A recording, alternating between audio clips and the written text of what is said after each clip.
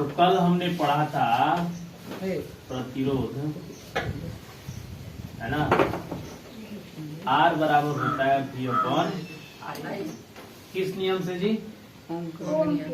ओम के नियम से पढ़े थे ना। ओम के नियम से R बराबर होता है V अपॉन I, है ना।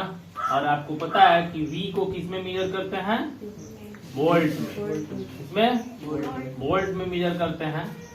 और I को किस में मेजर करते हैं? एम्पियर में। किसमें? एम्पियर। ठीक है, एम्पियर में मेजर करते हैं। ठीक है, तो प्रतिरोध का SI मात्रक क्या बनेगा? तो प्रतिरोध का SI मात्रक बनेगा, है ना, ऊपर वोल्ट नीचे एम्पियर। क्या बनेगा? वोल्ट पर, यानी ऐसे बनेगा वोल्ट प्रति एम्पियर। ठीक है, एम्पियर, है ना। या इसको ऐसे भी लिखता है वोल्ट पर एम्पियर, ऐसे भी। ठीक है, ऐसा ही मात्रक वोल्ट पर एम्पियर या वोल्ट पर एम्पियर या ऐसे भी लिख सकते हैं ना। और इसी को हम क्या कहते हैं? ओम भी कहते हैं। क्या कहते हैं जी? ओम भी। ठीक है, अब मान लीजिए हमको बताना है एक ओम क्या है। एक ओम को डिफाइन करना है। ठीक है, एक ओम को डिफाइन करना है तो हम कहेंगे यदि विभव यानी वोल्ट कितना हो जाए? 1 हो जाए। अब विद्युत धारा भी कितना हो जाए? 1 हो जाए। ऐसा समझ में, यदि दोनों 1 हो जाता है तब जो है हम कहेंगे क्या? तब हम कहेंगे जो प्रतिरोध होगा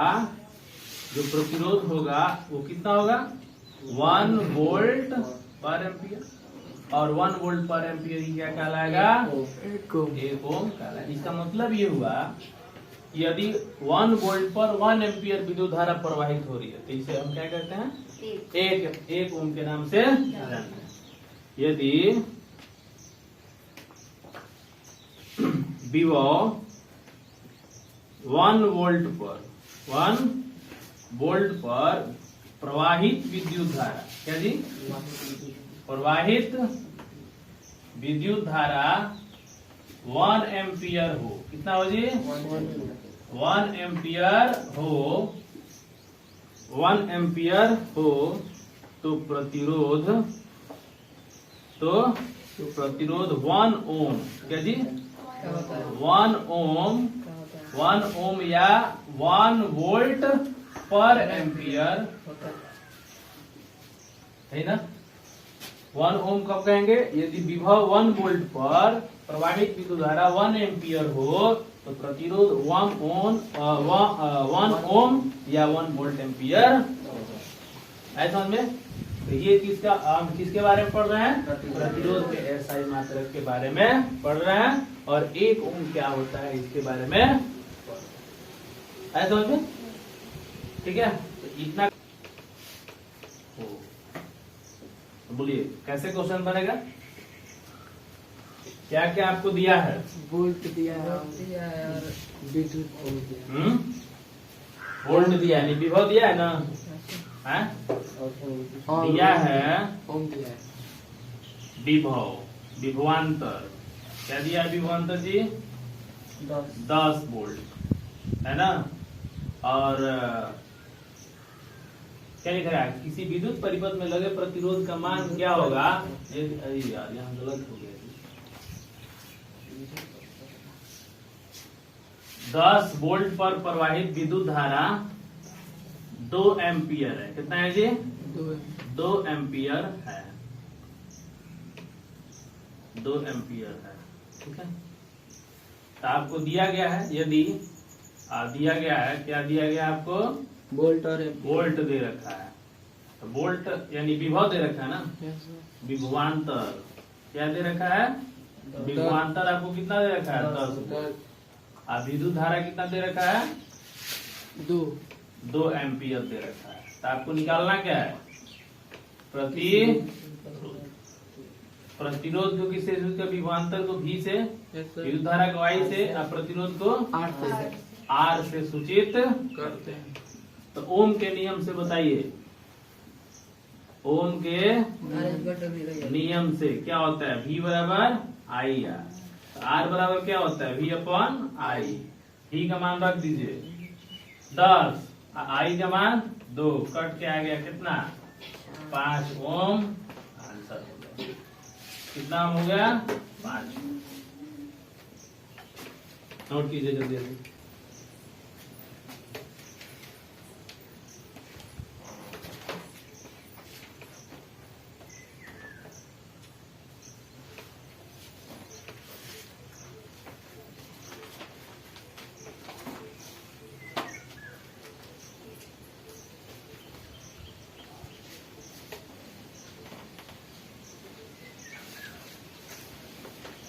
देखो विद्युत परिपथ में आप देख रहे हो क्या क्या लगा है, एक प्रतिरोधक लगा है जिसका प्रतिरोध कितना है, R। ये एक प्रतिरोधक है जिसका प्रतिरोध कितना है, R। और इसको कितना विभव दिया जा रहा है, V दिया जा रहा है।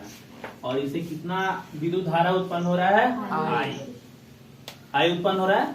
तो ओम के नियम से इन तीनों में क्या रिलेशन होना चाहिए, V बराबर आई, V बराबर आई, सही ना, रिलेशन उत्पन्न होना चाहिए। यानी इस प्रतिरोध के अंदर जो है आई विद्युत धारा प्रवाहित हो रही है समझ में। अब इस पर जो है हमको क्वेश्चन बनाना है। इसे मान लीजिए कि R को हम 40 ओम कर देते हैं, कितना जी, 40 ओम कर देते हैं। अब विभव को कर देते हैं हम 20 वोल्ट, कितना कर देते हैं जी, 20 वोल्ट हम कर देते हैं। तो करंट का मान यानी I का मान कितना होगा, तो कौन सा नियम लगेगा, ओम के नियम से।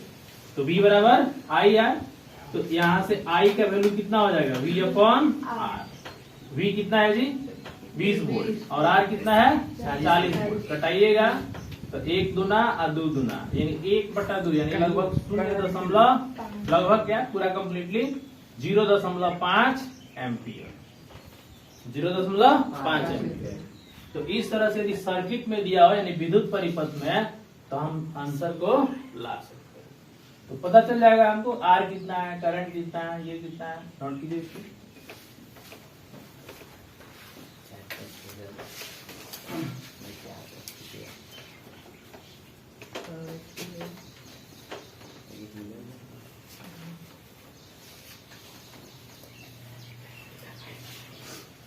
जल्दी नोट कर लीजिए। एक और इसी तरह का क्वेश्चन है, आपको बनाना है, ठीक है।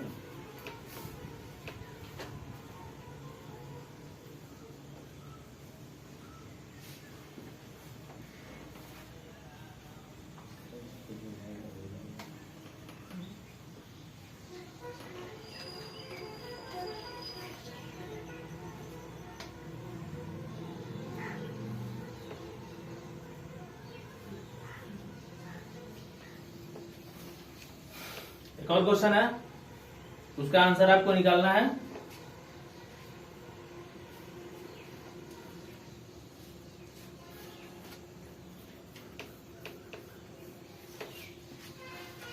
आंसर बताइए इसका।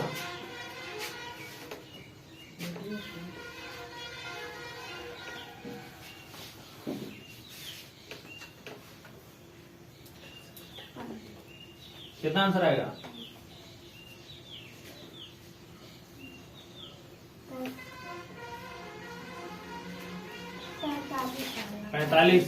45 वोल्ट। तो क्या आपको दिया है, R दे रखा है 30 ओम दे रखा है, और I कितना दे रखा है 1.5 एम्पियर। निकालना क्या है, V। आप जानते क्या है ओम के नियम से, V बराबर आई आर। तो V का वैल्यू कितना होगा, I इंटू आर, मल्टीप्लाई कर देना है। I का होने का मतलब 1.5 और R का होने का मतलब 30, यानी 15×3=45 है ना। वैसे 450 होगा लेकिन 10 हो रहा है ना, इसलिए कितना हो जाएगा 45 वोल्ट के 45 वोल्ट जो है हमारा आंसर आ जाएगा। समझ में आ रहा है इस तरह का क्वेश्चन।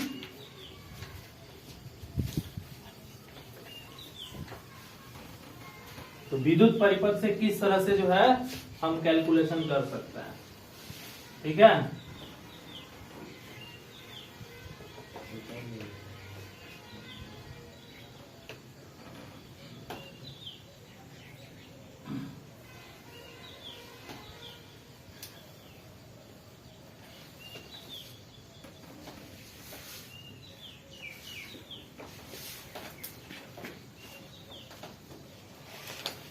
अब देखिए एक प्रतिरोध आपका ये हो गया, और मान लीजिए कि इसमें हम 2 प्रतिरोध लगा देते हैं। कितना जी? 2 प्रतिरोध लगा देते हैं और इसमें बैटरी हम यूं डाल देते हैं, आए समझ में। और ये प्रतिरोध R1 हो गया और ये प्रतिरोध R2 हो गया, और ये विभव कितना दे दिए? V दे दिए। करंट कितना फ्लो हो रहा है? I फ्लो हो रहा है, ठीक है। तो मान लीजिए कि R1 का मान जो है 2 ओम है और R2 का मान 3 ओम है, ठीक है। R3 का मान 3 ओम है, R2 का मान 3 ओम है, और वोल्ट हमने दे दिया आपको 12 वोल्ट, ठीक है। तो आपको बताना क्या है इसमें? I बताना है। समझ में आ रहा है ये क्वेश्चन? तो जब देखिए एक ही लाइन में, आप देखिए एक ही लाइन में जब 2 प्रतिरोध ऐसे जुड़े हो ना, तो इनको कहते हैं श्रेणी क्रम में जुड़ा हुआ है। कौन से क्रम में जी? श्रेणी क्रम में प्रतिरोधों का संयोजन हुआ है। श्रेणी क्रम माने एक छोर से दूसरा छोर, एक वो आगे जो है इस पे जुड़ गया, देख रहे हो ना। तो एक कतार में जुड़ा हुआ है, तो इसको कौन सा क्रम कहते हैं? श्रेणी क्रम। और जब श्रेणी क्रम में जुड़ा रहता है 2 प्रतिरोध या 2 से ज्यादा भी जुड़े हो ना, तो पहले कुल प्रतिरोध हम निकाल लेते हैं। तो कुल प्रतिरोध को हम कहते हैं समतुल्य प्रतिरोध। क्या कहते हैं जी? तो समतुल्य प्रतिरोध को हम Req से दिखाते हैं। किससे? Req। एक मान लो एक था तो कोई दिक्कत नहीं ना है, अब एक से ज्यादा हो गया तो पहले समतुल्य निकालेंगे ना। तो समतुल्य निकालने का मतलब हुआ कि श्रेणी क्रम में है तो उसको क्या करेंगे? R1 प्लस R2, तो जोड़ देंगे तो कितना हो जाएगा बताइए? 2 ओम इसका हो गया और 3 ओम इसका हो गया, कुल मिला के कितना हो गया? 5 ओम हो गया ना। और हमारे पास विभव कितना है? बोलिए 12 वोल्ट है। निकालना क्या है? आई ना। तो आप ओम के नियम से क्या जानते हैं? आई। हाँ, तो हम जानते हैं क्या? हम जानते हैं आई ओम के नियम से। किसके नियम से? ओम के नियम से। बोलो V बराबर IR। तो यहाँ से क्या निकालना है? I ना। तो I बराबर क्या हो जाएगा? V upon R। तो यहाँ R इक्विवेलेंट लिखेंगे ना। V कितना है? 12, और R इक्विवेलेंट कितना है? 12। हाँ 5 है, सॉरी 5। कितना है? 5। तो 12 बट्टा कितना हो गया? 5 हो गया। यानी 5 दूना 10 और 5 चौका 20, यानी 2.4 एम्पियर जो है इसमें विद्युत धारा प्रवाहित हो रही है। समझ में आ रहा है कितना प्रवाहित हो रहा है? 2.4 एम्पियर। समझ में आ रहा है कितना? 2.4। अब देखो ये जो विद्युत धारा प्रवाहित होगा ना, तो ये देखो सीरीज में है ना, इसलिए ये विद्युत धारा जितना इतना है उतना ही इतना भी यहाँ भी होगा। यानी सीरीज में क्या होता है कि विद्युत धारा समान रहती है। विद्युत धारा समान, देखो यहाँ भी विद्युत धारा समान रहेगा, यहाँ भी विद्युत धारा समान रहेगा। समझ में आ रहा है? यहाँ भी विद्युत धारा समान रहेगा। लेकिन पता है ये वोल्ट जो हम दिए हैं 12 वोल्ट ना, तो ये 12 वोल्ट इन दोनों में बंट जाएगा, क्योंकि इसका विभव अलग है। ऐसा समझ में, इसको ऐसे मापेंगे। देखो इसका विभव क्या है? अलग है। 2 वोल्ट जो है, 2 विभव जो है यहाँ पर देखो बढ़ रहा है। V1 हो गया और ये V2। इसमें देखो विभव अलग अलग हो जाए। दोनों को मिला के लिखे हैं तो 12 वोल्ट ले रहा है ना, लेकिन अलग अलग हम देखेंगे तो इसका विभव अलग होगा और इसका विभव ऐसा समझ में। यदि मान लो कि हमको R1 प्रतिरोध में विभव निकालना है, किसमें जी? R1 प्रतिरोध में विभव। तो आप गौर से देखिए, ये AI हर जगह सेम है। तो R1 प्रतिरोध में विभव कितना होगा? तो आपको R1 बराबर कितना दिया है? 2 ओम ना। R1 बराबर 2 ओम, और इसमें करंट कितना जा रहा है? 2.4 एम्पियर, 2.4 एम्पियर। तो V1 बराबर क्या हो जाएगा, I1 R1 हो जाएगा है। तो 2 गुणे 2.4 जोड़िएगा तो 24 गुना 48, 4.8 वोल्ट हो गया। इसी तरीके से आपको दूसरे प्रतिरोध में निकालना है, R2 प्रतिरोध में। किसमें जी, R2 प्रतिरोध में विभव निकालना है। ठीक है, तो R2 प्रतिरोध में विभव क्या होगा जरा देखो। R2 कितना दे रखा है, 3 ओम, और करंट कितना है, सेम। करंट सेम होगा ना, कितना एम्पियर होगा, 2.4 एम्पियर। तो बोलो V1 V2 का वैल्यू कितना होगा, IR2 हो जाएगा। V2 का वैल्यू IR2 हो जाएगा। ये I है, करंट सब में क्या है, सेम है ना, करंट सब में सेम है। तो यहाँ पे देखो, तो V2 बराबर IR2 हो जाएगा। तो V2 का मान कितना हो गया, I यानी 2.4 गुणे 7.2 एम्पियर। अब आप दोनों वोल्ट को जोड़ के देखिए, हाँ V बराबर वोल्ट होगा ना, आप दोनों वोल्ट को जोड़ देखिए, V बराबर V1 प्लस V2, और 7.2 हो गया, 4.8 हो गया। क्या कुल मिला के 12 वोल्ट नहीं हो गया है, 12 वोल्ट हो गया। इसका मतलब ये हुआ कि देखो करंट जो है जब प्रतिरोध श्रेणी क्रम में होता है, किस क्रम में, श्रेणी क्रम में होता है, तो सब में विद्युत धारा समान होती है ना। लेकिन जितने प्रतिरोध होते हैं सबका विभवांतर अलग अलग, सबका विभवांतर अलग अलग। तो इसका अलग हो गया और इसका अलग हो गया, क्योंकि 12 वोल्ट दिया है ना, तो दोनों में जाके बढ़ जाएगा। तो देखो इसमें कितना वोल्ट लग रहा है, 4.8 वोल्ट। ये कितना वोल्ट ले रहा है, 4.8, और ये कितना ले रहा है, 7.2। जोड़िएगा तो फिर से इतना नया नहीं जाएगा, आ जाएगा। तो वोल्ट जो है बढ़ जाता है श्रेणी क्रम में, लेकिन करंट समान रहता है। ठीक है, करंट समान रहता है। समझ में आया, चलो नोट करो जल्दी।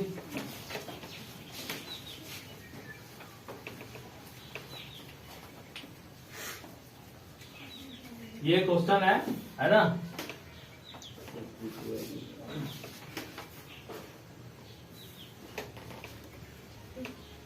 काम कीजिए, इसको छोड़ दीजिए। ठीक है, दूसरा क्वेश्चन दे रहे हैं उसको बनाइए, है ना। ये समझ में आया है,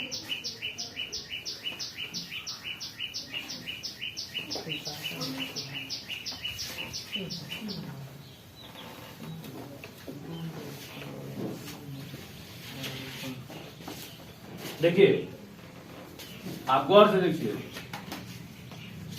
प्रतिरोध 1 और प्रतिरोध 2, वोल्ट हमने जोड़ दिया, विभव जोड़ दिया, और ये क्या हो गया, करंट हो गया। यहाँ पे देखो V1 सॉरी R1 और ये R2। R1 ले लेते हैं हम 4 ओम और R2 ले लेते हैं 5 ओम। अब विभव दे देते हैं 20 वोल्ट। कितना जी, 20 वोल्ट हम इसको दे देते हैं। ठीक है, समझ में आ रहा है। अब मान लीजिए कि कह रहा है करंट निकालिए, क्या निकालिए, करंट। तो सबसे पहले देखेंगे कि R1 और R2, R1 और R2 कौन से क्रम में जुड़े हैं, श्रेणी क्रम, श्रेणी क्रम में, श्रेणी क्रम में संयोजित है। क्या है, श्रेणी क्रम में संयोजित है। तो अब बताइए, समतुल्य प्रतिरोध निकालना पड़ेगा ना। तो समतुल्य प्रतिरोध कितना होगा, है समतुल्य प्रतिरोध हो जाएगा R1 plus R2, R1 plus R2 यानी 4 प्लस 5, कुल मिला के कम हो गया 9। अब बताइए, अब निकालना क्या है, विद्युत धारा ना, इसलिए विद्युत धारा